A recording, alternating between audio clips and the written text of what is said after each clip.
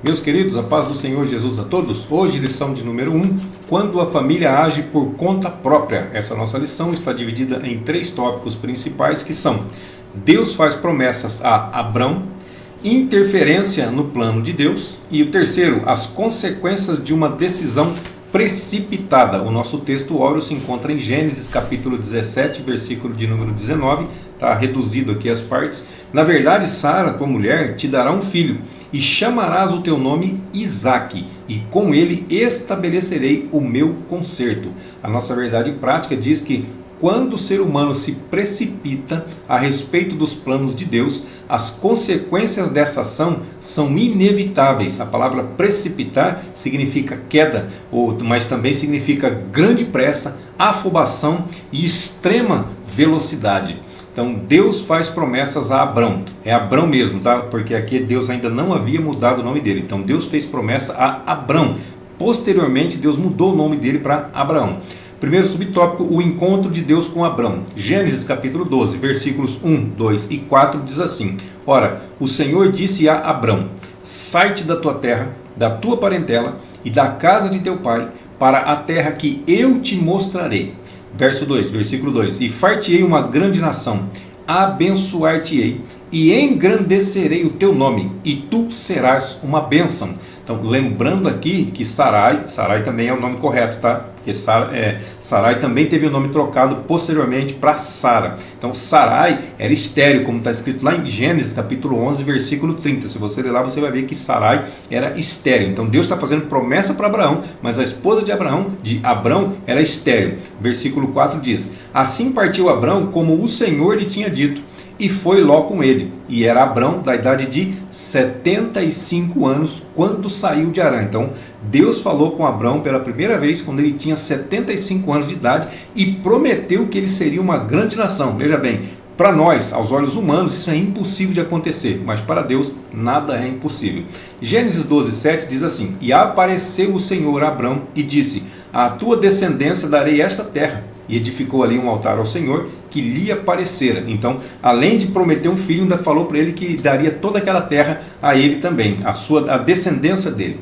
Gênesis 12, 8 diz assim: E moveu-se dali para a montanha do lado oriental de Betel, e armou a sua tenda, tendo Betel ao ocidente e Ai ao oriente. E ali edificou um altar ao Senhor e invocou o nome do Senhor. Precisamos analisar o seguinte: toda vez que aparece alguma coisa, alguma cena desse tipo, Deus falando com Abraão, ou Abraão chegando em determinado lugar, o que ele faz? Ele sempre edifica ali um altar e oferece sacrifício, oferece oferta de louvor e gratidão ao Senhor. Pode perceber, todas as vezes ele sempre vai, ele sai de um lugar, vai para outro, ele chega no lugar, ele oferece, ele monta, ele edifica um altar, constrói um altar e oferece ali sacrifícios ao Senhor. Gênesis 13, 7 diz que houve contenda entre os pastores de Ló e os pastores de Abrão. Aconteceu, por quê? Porque a terra era muito, ficou pequena para os dois, a riqueza deles era tanta que os dois não conseguiam mais habitar junto. Eles não tinham problemas entre si, mas os pastores deles começaram a ter problemas. Está lá em Gênesis capítulo 13, versículo de número 7, vai discorrendo toda a história ali. Aí Gênesis 13, versículos 10 e 11 diz assim: E levantou Ló os seus olhos. Aqui já tinha havido a contenda entre os pastores, tal. Abraão chegou para Ló e falou assim: não dá para a gente ficar mais juntos, vamos fazer o seguinte: escolhe um lado, o lado que você for. Se você for para o oriente, eu vou para o ocidente. Se você for para o norte, eu vou para o sul, e assim por diante. Então ele deixou na mão de Ló essa escolha. A escolha pertencia a ele, por ele ser o mais velho, por ele ser o tutor dele. Porém, Ló não levou em consideração isso e acabou escolhendo. Mas escolheu como? Escolheu pelas vistas. E levantou Ló os seus olhos e viu toda a campina do Jordão, que era toda bem regada, antes do Senhor ter destruído Sodoma e Gomorra. E era como o jardim do Senhor, como a terra do Egito, quando se entra em Zoar. Versículo 11. Então Ló escolheu para si a campina do Jordão, e partiu Ló para o oriente, ou seja, Ló partiu para Ai. Então o oriente é o leste, então ele partiu para Ai. Ao ocidente, que é o oeste, ficava Betel. A palavra Betel significa casa de Deus, Bet-El, casa de Deus. A palavra ai significa destruição completa, ruína total. Olha só, então são dois extremos. Um, ai, que é ruína total, outra é a casa de Deus. Ou nós escolhemos ir para a casa de Deus, ou nós escolhemos a destruição total. Não existe outra opção. O que Ló escolheu? Ló, porque ele escolheu com a vista, porque a aparência do lugar era muito mais bonita. Só que posteriormente houve a destruição de Sodoma e Gomorra. Gênesis 16 vai dizer assim: e era Abrão da idade de 86 anos, olha só, então apareceu para ele com 75, né? Depois agora apareceu com 86 anos, mas o que aconteceu? Quando Agar deu à luz a Ismael. Ismael significa Deus ouve, então Deus, Abraão, ele teve o primeiro filho dele, só que não foi com a sua esposa Sarai. Então ele teve seu primeiro filho, Ismael, com Agar, com a serva egípcia. Mais para frente vai falar um pouquinho dela aqui também. Ou seja, aí 21:5 de Gênesis vai dizer assim que era Abraão. Olha, aqui já tem o nome mudado, tá? Porque no capítulo 17 de Gênesis, Abraão já teve o nome mudado para Abraão. Então Deus muda o nome de Abrão, que significa pai exaltado, para Abraão, que significa pai de muitas nações. Então 21:5 de Gênesis vai dizer assim: e era Abraão da idade de 100 anos. Então peraí, quando ele teve Isaac ele tinha 86 anos. Quando ele teve Ismael, ele tinha 86 anos. Agora que ele teve Isaac, ele está com 100 anos. Então Ismael era 14 anos mais velho do que Isaac. Então Abraão da idade de 100 anos, quando lhe nasceu Isaac, seu filho. A palavra Isaac significa riso, ou também significa ele rirá. Então Abraão esperou por 25 anos, irmão, 75 até 100, 25 anos pelo cumprimento da promessa, da verdadeira promessa, porque ele aconteceu da antecipação, já vai entrar na lição daqui a pouquinho, tá? O segundo subtópico diz a dúvida diante da espera. Então quando nós começamos a esperar, o que acontece? Vai surgindo dúvida. Quando Deus fala, nós temos a convicção. Mas vai passando o tempo e não vai acontecendo, ou o caminho que Deus falou, você vai chegar em tal lugar, e nós começamos a caminhar para o lado contrário, todas as coisas vão nos empurrando para o lado contrário, vai começando a surgir dúvidas nos nossos corações. É normal, é natural, porque nós somos seres humanos, é assim mesmo que funciona. Mas Deus trabalha fora do natural, Deus é sobrenatural. Então espera que o que Ele prometeu, com toda certeza Ele vai cumprir. Então o Senhor Jeová, Gênesis 15:2 diz assim: Senhor Jeová, que hás de me dar? Ele estava pedindo uma prova para Deus, né? Pois ando sem filhos, e o mordomo da minha casa, lembra que aqui estou lendo Gênesis 15, ok? O filho dele ainda não tinha nascido. E o mordomo da minha casa é o Damasceno Eliezer. Eliezer significa Deus ajuda. Então a preocupação de Abraão não é diferente da nossa. Da mesma forma que Abraão se preocupava, nós também nos preocupamos com toda certeza. Isso não é do homem, é inerente a nós. O subtópico 3 diz assim: Deus garante a Abraão o cumprimento da promessa. Então, Deus ele certifica, ele prometeu, agora ele dá certeza. Gênesis 15:4. Este não será o teu herdeiro, ou seja, Eliezer não vai ser o teu herdeiro, mas aquele que de ti será gerado, esse será o teu herdeiro. E está falando aqui de quem? Está falando de Isaac. Esse será o teu herdeiro, Isaac. Números 23:19 diz assim: Deus não é homem para que minta, nem filho do homem para que se arrependa. Porventura diria ele e não faria? Ou falaria e não confirmaria? Então Deus não é homem, Deus não mente, Deus fala e Deus cumpre, e também Deus confirma se necessário for. Então Deus afirma com base no próprio caráter dele, no caráter de Deus, não é no meu nem no seu caráter, é no caráter dele. Então Deus afirma e dá garantia no caráter dele próprio, ou seja, ele não é homem, ele não vai mentir, ele não vai te enganar, ele não tem essa natureza que nós temos. Gênesis 2:24 diz: portanto deixará o homem o seu pai e sua mãe, e apegar-se-á à sua mulher, e serão ambos uma só carne. Então a promessa que Deus fez para Abrão serve também para Sarai. Não é simplesmente fez uma promessa para ele, é só para ele, fez uma promessa para ela, é só para ela. Não, a promessa é para os dois, porque ambos são uma só carne. O que é para um também é para o outro. Gênesis 16:2 e 3 disse: e disse Sarai a Abrão: eis que o Senhor me tem impedido de dar à luz, toma pois a minha serva, porventura terei filhos dela. E ouviu Abrão a voz de Sarai.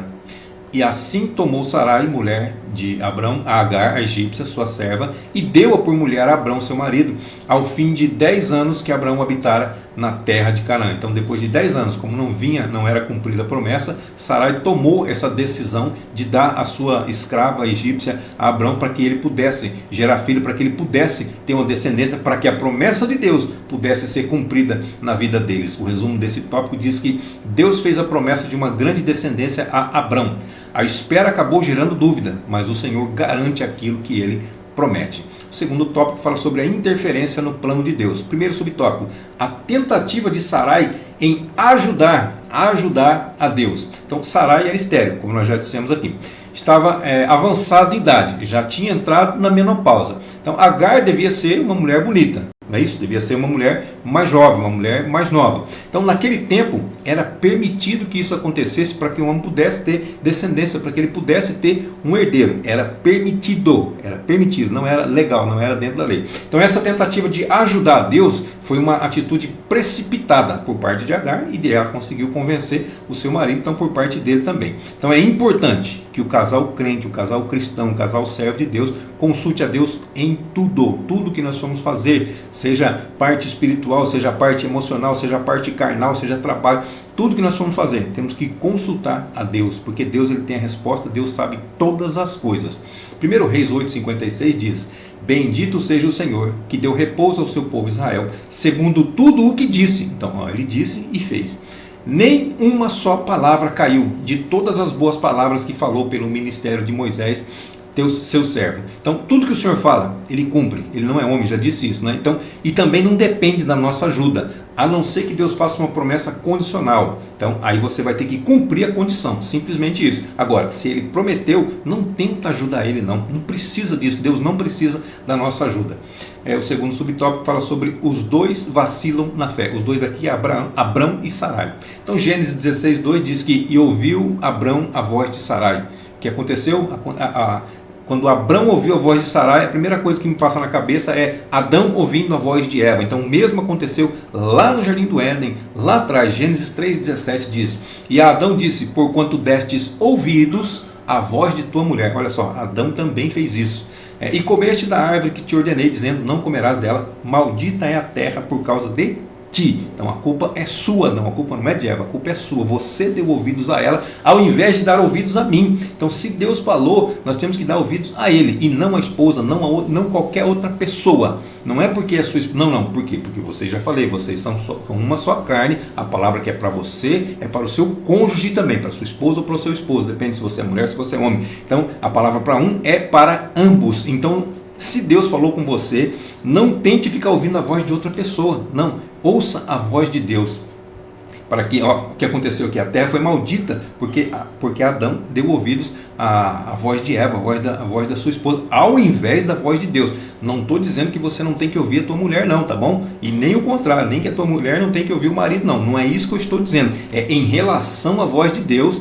Deus tem que estar em primeiro plano, Deus tem que ser ouvido em relação a qualquer outro tipo de voz, ok? Fique bem claro isso daí. Então, quando não damos ouvido à voz de Deus, damos ouvido a outra voz, o que acontece? Vai acontecer uma desgraça, vai acontecer alguma coisa ruim. Então, ambos deixaram a fé e se apegaram à lógica humana, ao pensamento racional. Já que eu não posso, já que não dá, Deus prometeu para ele, não foi para mim. Então, essa é a lógica racional. Aí eles tentaram dar uma ajudinha para Deus aí. Aí o terceiro subtópico vai falar sobre o problema da precipitação. Então, Sarai, ela tentou resolver o problema do seu modo, do seu jeito, e também induziu seu marido a fazer a mesma coisa que ela estava pensando. Aí Abrão, será que Abrão parou muito para pensar, ou será que ele já aceitou de primeira? A Bíblia não relata nada sobre isso, né? Então, mas uma coisa é certa, tudo tem consequências na vida, tudo que nós fazemos, todas as nossas escolhas têm consequências, sejam elas boas, sejam elas más. Gênesis 16, versos 5 e 6 vai dizer assim: então disse Sarai a Abrão,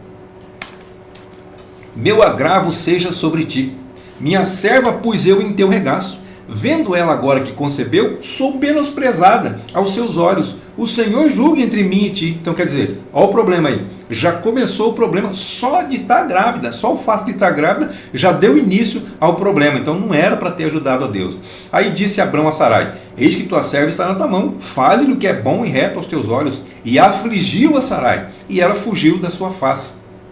O resumo desse tópico diz assim: a precipitação de Sarai gerou consequências na família que reverberam, ou seja, que repercutem até os dias atuais entre as duas nações, judeus e árabes. Então o terceiro tópico vai falar sobre as consequências de uma decisão precipitada. Primeiro subtópico, o conflito na família de Abrão. Então a precipitação do casal criou o conflito entre Abrão e Sarai, e também Sarai e Agar. Gênesis 16, verso 4 e 5 diz: e ele possuiu Agar. Ele quem? Abrão. E ela concebeu. E vendo ela que concebera, foi sua senhora desprezada aos seus olhos. Ou seja, Agar começou, porque ela engravidou e sua senhora não podia engravidar, ela começou a desprezar a sua senhora, a sua ama, a sua líder. Olha só que coisa. E o versículo 5 diz: então disse Sarai a Abrão: meu agravo seja sobre ti, minha serva pus em teu regaço, vendo ela que agora concebeu, sou menosprezada aos seus olhos. O Senhor julgue entre mim e ti. Então ela já estava preocupada. O problema já começou, já foi dado início. Mas foi dado início quando Abrão aceitou. Quando ela concebeu, quando ela começou a pensar que ficasse só com ela. Mas não, ela pôs para fora. Quando ela pôs para fora, ela convenceu o marido. Convenceu o marido, aí os dois combinaram. O que aconteceu? Problema para os dois. Então essa situação ela ficou bem difícil dentro da casa do nosso patriarca Abrão. O segundo subtópico fala sobre a fraqueza de Abrão. Então Abrão cedeu às palavras da sua esposa. Gênesis 16, 6. E disse Abrão a Sarai: eis que tua serva está na tua mão, faze-lhe o que é bom aos teus olhos. E afligiu a Sarai, e ela fugiu da sua face. Então isso nos ensina a não olharmos apenas as soluções humanas, de forma humanas, dentro da nossa capacidade de raciocínio. Não, nós temos que entender que Deus é o Deus do impossível. Deus ele cria porta onde não tem porta. Eu preciso passar por aquela parede, mas não tem como. Deus ele abre uma porta, Deus ele cria uma porta, Deus ele faz alguma coisa para que aconteça aquilo que ele prometeu, e ele vai cumprir com toda certeza. Então, que nós possamos ter sensibilidade espiritual para discernir o que está sob nossa responsabilidade e também aquilo que depende única e exclusivamente de Deus. O terceiro subtópico vai falar sobre uma opinião equivocada acerca de Deus. Gênesis 16, 2. E disse Sarai a Abrão: eis que o Senhor me tem impedido de dar à luz. Olha só, está jogando a culpa no Senhor. Toma, pois, a minha serva, porventura terei filhos dela. E ouviu Abrão a voz de Sarai. Olha onde está aí. Então Sarai, ela fala como se Deus tivesse falhado com ela, como se Deus tivesse impossibilitado ela de ter filhos.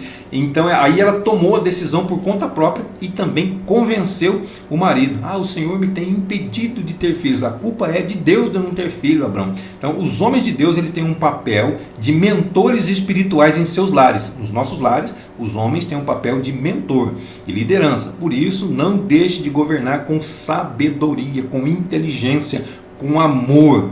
E Deus em primeiro lugar, sempre, como diz assim 1 Timóteo 3,5. Porque se alguém não sabe governar a própria casa, terá cuidado da casa de Deus. Ou seja, primeiramente, governar a própria casa, ser líder na sua própria casa. Ser líder não é ser chefe, ser líder não é ser autoritário. Por isso que Paulo manda amar as vossas mulheres. Nós temos que amar nossas mulheres para não pisarmos nela, para não denegrirmos a sua imagem, para não acabarmos com ela, para não nos acharmos superior, porque na verdade não somos. Somos líderes, não tem nada a ver com superioridade, não é nada disso não. É liderar, é tomar rédea, é tomar conta das coisas. Amém? O resumo desse tópico diz assim: uma decisão precipitada gera consequências que vão desde conflitos na família a equívocos acerca de Deus. Então vai gerar conflito na família, vai gerar briga, vai gerar discussão, vai gerar problemas e também vai gerar pensamentos errados acerca do nosso Deus. Nosso Deus é um Deus todo-poderoso. Se Ele prometeu, com toda certeza Ele vai cumprir. E a conclusão da nossa lição diz que Deus, Ele tem promessas para a vida do crente. Sim ou não? Ele tem promessa para a tua vida? Se Ele tem promessa para a tua vida, fique tranquilo que Ele vai...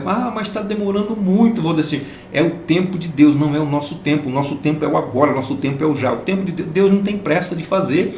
Mas e se eu morrer? Meu irmão, se Ele prometeu, Ele vai cumprir. Se Ele falou assim, você vai viver até o ano X, você está com medo de morrer por quê? Ele não falou que eu vou viver, ele só fez uma promessa para mim, ele fez uma promessa que eu vou casar, ele fez uma promessa que eu vou ter uma casa, ele fez uma promessa que vai me batizar com o Espírito Santo. Se ele prometeu e não foi condicional, fique tranquilo. Mas se ele prometeu e foi condicional, vai depender da condição que ele colocou, vai depender disso daí, ok? Então, se colocou condição, obedeça a condição para que possa se cumprir. Se ele não colocou condição, vai acontecer com toda certeza.